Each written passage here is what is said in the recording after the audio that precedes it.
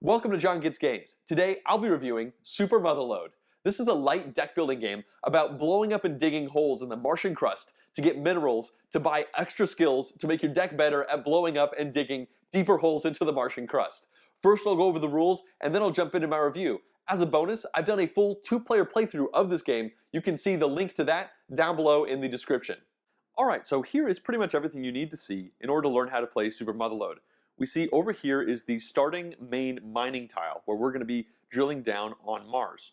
Over here we have a major achievement section which only has 3 cards in it, and once some of these get taken they never refill. We've got 3 minor achievements, and whenever these are taken they refill with another one, so there's always going to be 3 of these. And then finally this is the player area for the character I'm going to be playing as to teach you the game. This is a deck building game and everybody starts with a 7-card deck which is identical. You shuffle that up and then you draw 4 cards from the top of your deck, and this is what you're going to be starting with. Everybody also begins the game with a single bomb. On a player's turn, they can take 2 actions from a list of 3 potential possibilities. The first of those is simply draw 2 cards from the top of their deck. That will take one of those 2 actions, and with all these actions, you can do it twice to evaluate your whole turn, so you could just draw 4 cards and that would be your entire turn, then play with pass to the left. The second possible action on a turn is to drill. And we look at these 4 cards that we have in our hand, and we have these little icons in the top left. We've got red and blue in our hand right now. There are 3 different colors total, and then there's also a wild color which can come in later, but I'll explain that in a second. When you do a drilling action, you can discard as many cards as you want from your hand as long as they all have the same color drilling icon on them. You discard them down into your discard pile, and then you evaluate those drill actions. So in this case, I discarded 2 teal drill actions. What I can now do is take this tile, which is too large, and I can drill down from the surface of Mars. So the way drilling always works is you have to be orthogonally adjacent to either the surface of Mars or from a previously drilled cavern. So we can do a couple things. We could drill over here and cover these 2 items up here. We could drill over these over here. We could also drill down here, and we see this plate here with the teal surrounding it. You can only drill into plates if you have discarded bits of the correct color. So this can only be drilled by teal, so I could do this. It would probably be a good idea for the player to do this, however, and they cover up a gold and an iron. Once a player has finished drilling, and it's important to note that you're not limited by 2 or 3 drills. You could drill down 8 if that was the number of little bits you had. You just stack the little tiles along next to each other, but when you're doing a drill action, it's always going to be in a straight line. Now that we've finished drilling, we're going to take minerals from the pile that are equal to the same ones that were covered up. So in this case, it'd be 1 gold and 1 iron, and we see in the top left that the gold is always worth $3 and the iron is always worth $2. I put the 6 different mineral types up here so that all players can see it. I generally put this out in every game just because it's good to know what all these things mean. Once you play it a couple times, you'll have the numbers memorized, but definitely not for that first game.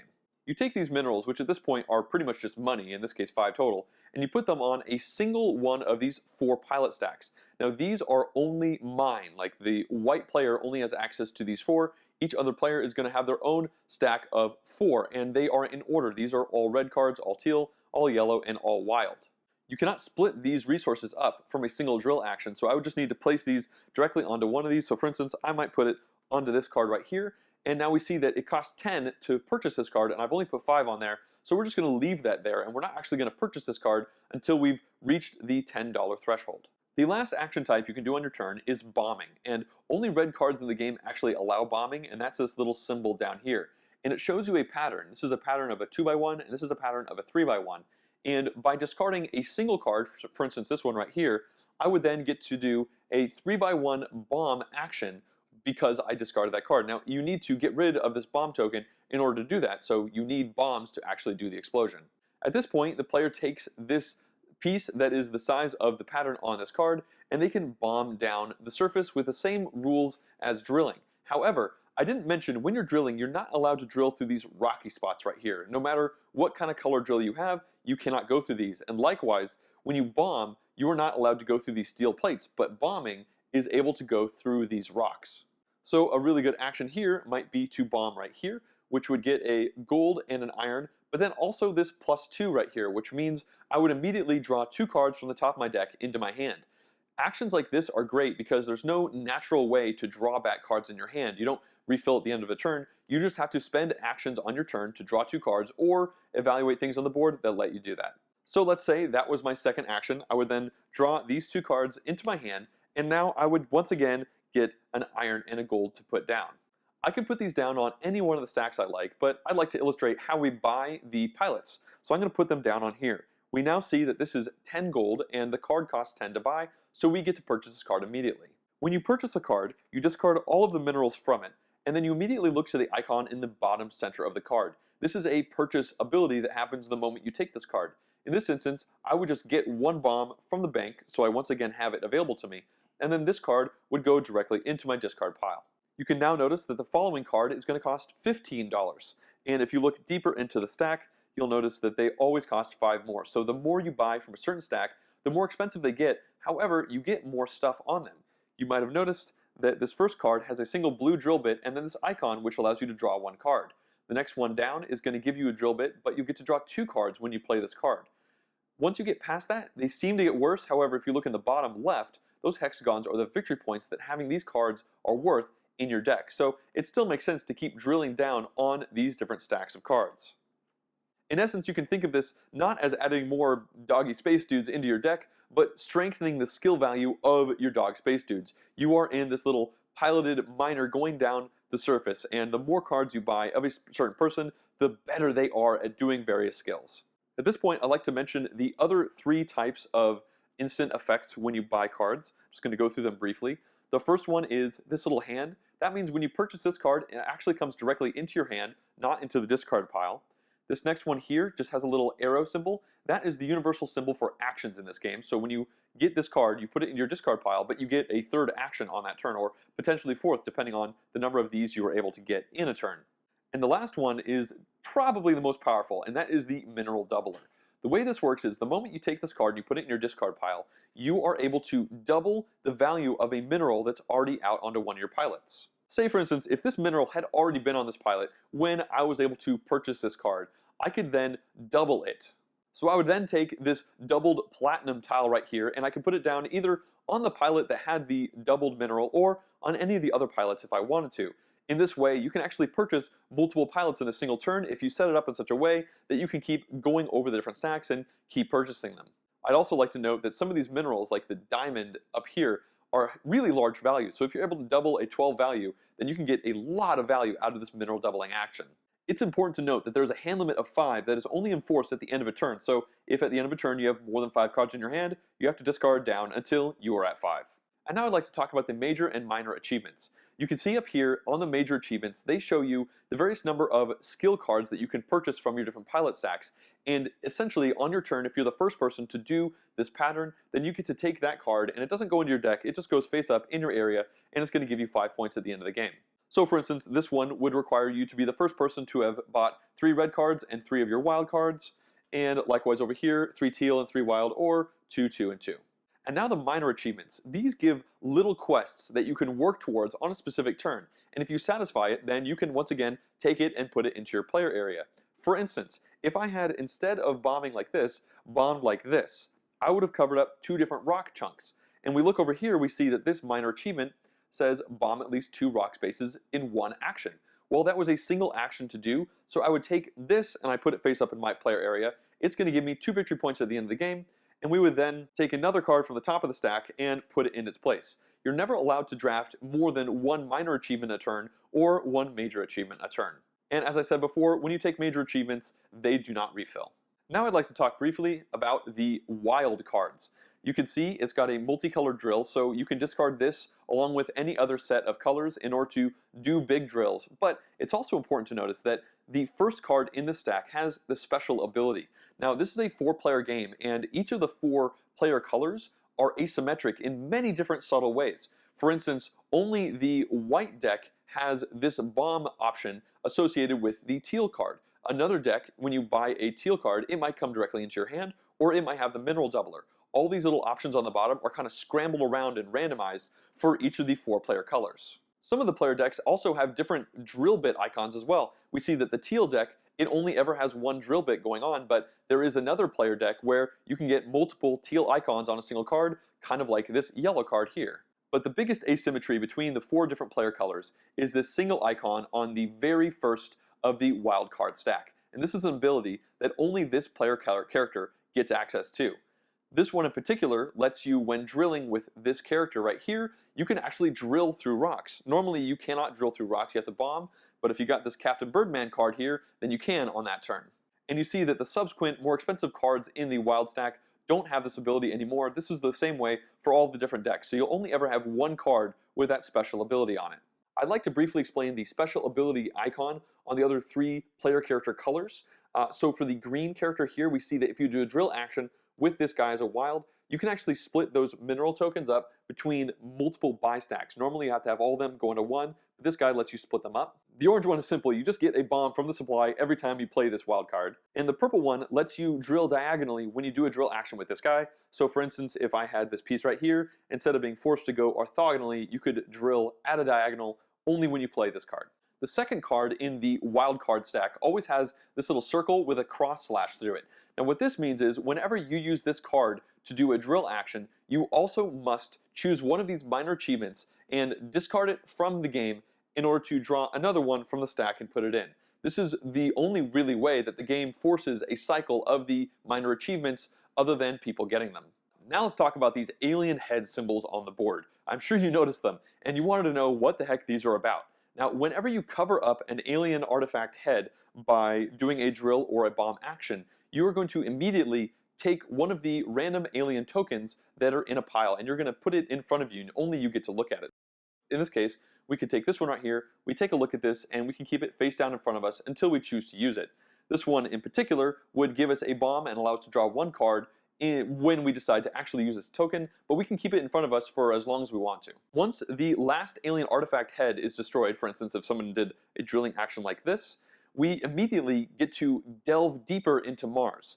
At this point, we're going to add a whole nother layer to the strata. We take it and we add it in here. Now, one cool thing is that each of these boards is different. They're kind of randomized in their own fun way, and the player who took the last alien artifact head gets to decide which side of the board is going to come in. We see that the next board says depth 2 instead of depth 1, and we continue to dig down, down, down. And once again, once all the alien heads are taken, we are going to add another board. However, at this point, we remove the top one. It is gone for the rest of the game, and we slide this over, and now we come in with depth 3, and the player who did it gets to once again choose which side is going to be picked. It is important to note, if you're playing a two-player game, you don't actually use the depth 3 board at all. You would immediately jump to the fourth layer. The game is going to end once the last of the alien artifact heads are covered up on the fourth and last board of the game. That player will finish their turn, but nobody else will take any future turns. Once the game is over, each player is going to pull out all of the cards that they purchased throughout the game that have victory points in the bottom left corner. They add those together along with their major achievements, any minor achievements that they got, and a couple of the alien artifact tokens also give you victory points. You sum that together, and that's your score. Now, I am a huge sucker for goofy tiebreakers, and I forgot to mention that the player who last dug a hole is going to be the start player for the game, and the tiebreaker is the player who lied about digging a hole to become the start player automatically loses. I don't know how fair that actually is, but I just love that they put that in the rules. For my review of Super Motherload, I'm going to explain my thoughts on each item in this list, starting at the top and working my way down. So let's start with the positives. And the first of these has to be the subtle asymmetry that's pervasively spread throughout this entire game. It's very cool to see the way the different player decks have these very tiny ways that they're different constantly. So it really kind of adds up, and I can imagine the balance task that the designers had for this game really was a mountain to make sure that this deck is similar to that deck is similar to that deck in the way they play, but they each have that one fundamentally different player ability. You know, the one that lets you drill through rock seems like the most powerful one by far, but the other ones are subtly powerful in their own ways. And when you look at the other cards in the deck as well, you see that certain whole player colors don't have access to good buying abilities when it comes to cards. Like one of the decks just does not have any buying abilities that immediately gets you another action to use. But instead, it'll just say draw 2 cards. So that's one of the 3 options. It's a slightly worse version of that get another action, but I can just see how all these things kind of go together to balance out all of these different player characters, but not in such a way that it feels like each of the player characters are grossly different, just like fun little ways where you realize, oh, that teal deck over there, they get lots of different icons on their cards, but mine only sticks to one. Well, I imagine I'm stronger in a slightly different area in the game. Positive number 2 is that I love the achievement structure and how it influences the decisions that you're going to be making throughout the game. You have these major and minor achievements, and first of all, the major achievements, those are the ones that give you a bonus of 5 points for being the first person to draft a certain number of cards from your buying pool into your deck. And this is great because since each of our decks are asymmetric, you might automatically just assume you're always going to want to do one or another pattern to get through your deck because it seems like a really good combination. However, you need to think about how that's going to affect the major achievements that are available, because you might really have great red cards and you like the way that synergizes with other ones, but in this game maybe there are no red major achievements at all, and you need to decide whether or not it's still worth it for you to go for that particular strategy. Then with the minor achievements, they give you little quests, little goals that you can orient your turn around, oftentimes completely derailing a plan that you already had to just go for something like have no cards in your hand. Well, you just say, you know what, I don't even have very good drill actions, but I'm going to do these 2 actions to empty my hand to take those 2 points that I will have for the rest of the game. And new ones keep coming out, so it keeps it kind of fresh and it stops it from just being try to maximize the amount of money that you drill on every single turn. And maximizing the amount of money you drill is fun, but it's good to have a little bit more options on what you decide to do each turn. And positive number 3 is just that this game looks fun. It grabs so much attention when it's on the table, and it is fun while you're playing. It just has a very unique feel to it with the Mars digging and the different tunnels getting dug down, and you have amazing illustrations. I love the artwork. I love the fact that with our asymmetric decks, our asymmetric art, you know, every single one of our decks has completely different people, kind of different styles. One of them has animals in it for some reason. Another one seems to be kind of like crazy kamikaze blow things up kind of guys. It's just a good artistic vibe, which really pulls you into the game. You really feel like you're in this zany, kooky video game-esque atmosphere where you're just mining, digging. And without fail, this game always grabs other people while we're playing it who maybe have never seen it before, first time they're at that game night where this game comes out, and they say, what is that? And you say, oh, it's, you know, you're digging Mars. It's a deck builder where you're just blowing things up, and they say, I want to play the next game. It seems like pretty much everyone who sees it wants to play it, and I can't help but see that as a big positive. And now for neutral number 1. This game is incredibly tactical. In fact, it's almost entirely tactics. The only minor bit of strategy has to do with how you draft your cards, going for those major achievements. Other than that, it's pretty much a completely different game state every single time it comes back to your turn. And every one of your turns is pretty much around maximizing the output that you can get on this turn through victory points or through money. And that's fine. However, it means that sometimes downtime can be a bit of a problem late game with larger numbers of players. This is not a big deal because this is balanced out by the fact that people oftentimes have very short turns as well. So in general, they are an okay length of turn, but every now and then you're going to bump into a turn that just takes minutes and minutes and minutes as someone is just like, no, I can't do this. Oh, but man, no, I can't do this. And you're just thinking, oh man, I really want them to finish their turn because there's only so much I can think about before it gets to my turn because things are going to change. And you can definitely analyze the board and hope that things are going to happen to you and try and have your turn laid out, but the fact that so much can get bombed and drilled between even that single last action that the person has to your right until your turn kind of leaves you in a position where you need to be ready to change on the fly, and you have to be ready to handle the timing restrictions or implications of that. And neutral number 2 has to do with the mineral doubler action in the game. And now this is by far the most fun action in the game, but it also feels like it might be too close to a dominant strategy. I have not necessarily seen this win every single time, but I have a hard time wrapping my head around doing something other than having your drafting style, the order in which you buy the cards in your little personal tableau, be completely dictated by the one of those cards that has a mineral doubler on it. Making sure that you have a specific emerald or a diamond or something on a different card so that when you get that, you can buy 2 cards at the same time. I feel like if you are a player, especially a new player, who doesn't quite see the strength of the mineral doubler and how to constantly be trying to maximize the output of it, they are just not going to win. If everyone around the table understands that, that's totally fine. That's why this is a neutral point. But it also means that it's something that you're going to be doing every game. Like, I think pretty much every game is going to be about setting up the perfect situation so that when you take that mineral doubler, it has a huge impact and you draft cards into your deck. Getting those cards into your deck is the biggest victory point gain that you have. and so the only way that you can get the most victory points and money onto these guys is to pretty much buy every single one of your mineral doublers. And ultimately, that kind of bugs me, but it's okay because that action is still so fun. And now for the one negative point for this game, and to be honest, it's a light negative. I had a hard time really coming up with a solid bad thing that I disliked about the game, but ultimately the only thing that's come up consistently a couple times that has definitely negatively impacted the gameplay is the way those minor achievements can stagnate in a two-player game. I have not really seen this happen in the 3 and 4-player game, but specifically in the two-player game, it could just lock down where all 3 of them might be significantly hard to get to, and the 2 players just kind of start to ignore them, and you might go half the game where nobody gets any of these minor achievements. Now you might be saying, hey, wait a minute, that second wild card had that little circle with a slash through it where every time you play it, you have to discard a minor achievement. And I think that's good, but in a 2-player game, it's not enough. I've had 2-player games where one of us just never gets any of our wild cards because it just doesn't make sense for the major achievements, so they're obviously not going to be digging down and getting those minor achievement kicker-outers.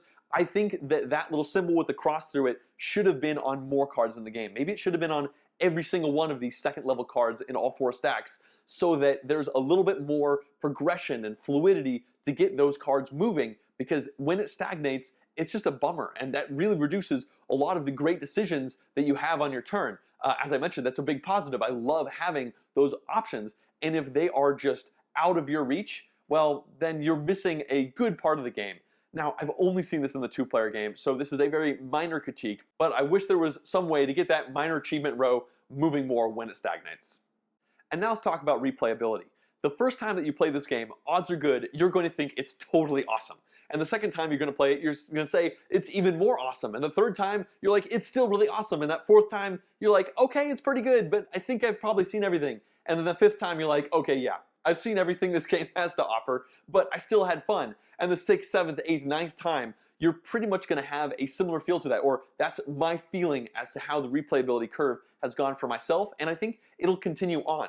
I'm going to keep this game because it is fun to play.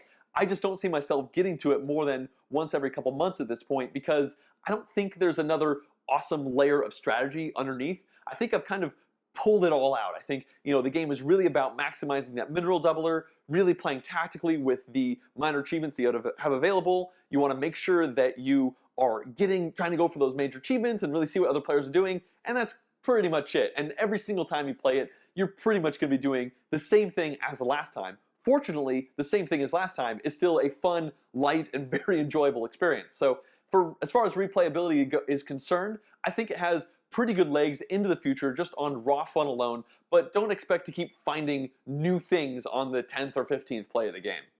And now let's talk about player count. Super Motherload plays 2 to 4 players, and honestly, it plays really well on all of those different player counts.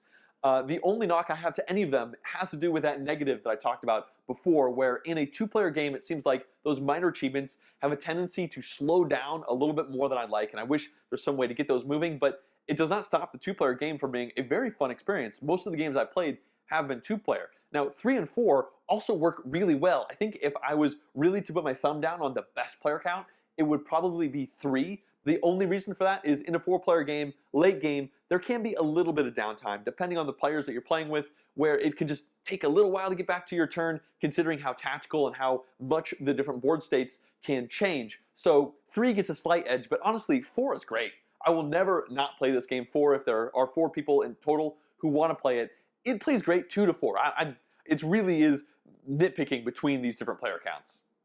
In conclusion, I was excited about this game the moment I saw a video of it online, and I got even more excited when I started playing it, and I've just really enjoyed playing it the whole way through. It's never disappointed me, and I think it is just a consistent, fun cardboard box that's going to be staying on my shelf for quite a while for all the different reasons that I've explained already. It just has a lot of familiarity with a little bit of newness sprinkled on pretty much every single aspect of it. It's got deck building, which feels kind of like normal deck building, nothing too crazy, but it's a little bit different. You're not drawing up your hand, and you have ways to pull things into your hand. No, you're like just strengthening these different pilots. That's cool. You also have this like blowing, digging up Mars, which is a very tactile experience. You feel you adding the different things to the board, and you just feel like you're blowing stuff up, and it's so cool. And you're getting the minerals, and you're putting them down. It's a very viscerally fun experience. And you have this great art, And just every time I played this game, everyone around the table has really enjoyed it. And I think every time I played the game with new players, they've ended the game saying, I really want to play that again. That was super cool. Why have I never heard of this game? And in general, I don't think it got as much buzz as it deserves. It's a really solid game. I think its replayability might be a minor knock on it, but it's a light game. It's going to play in an hour or less pretty much always, unless you have a very slow group. And I think you can get this out with new gamers in general. I think it's actually a pretty good introduction into deck building as a genre, so it's not too intimidating to have an entire game based entirely around it. And it just has this really fun, awesome, blow things up, get points for everything experience. And at the end of the day, I've always enjoyed playing it, and I think you probably will too. If you'd like to see more reviews like this and full playthroughs, vlogs, and all the various different video stuff I do, please consider subscribing to my YouTube channel. Thanks for watching.